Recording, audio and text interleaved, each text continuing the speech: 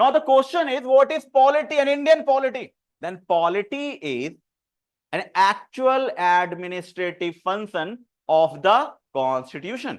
Constitution just a written provision in a different article, and the actual administrative function, मैंने कह दिया जाओ, गो, कैसे जाना है? मैंने कहा जाओ जीटीवी द मेट्रो स्टेशन, मैंने कहा जाओ, कैसे जाना है ये बताया, अब तुम्हें जाना है, तुम शक्तिमान की तरह ऐसे ऐसे करके जाओ, ठीक है, चीन डबाक डमडम, एक है ना रील चल रहा है, दैट इज चीन डबाक डमडम, उस तरीके से जाओ, whatever way you choose, जैसे जाना है जाओ, बट जीटीवी जाओ।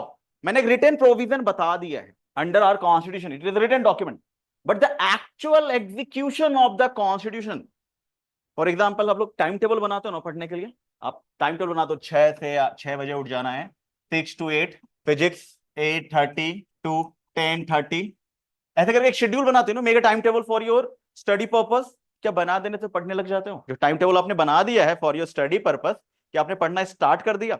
नहीं ना। The actual administrative, the actual execution, the actual enforcement, okay, उसको सही में चलाना कैसे है, this is polity.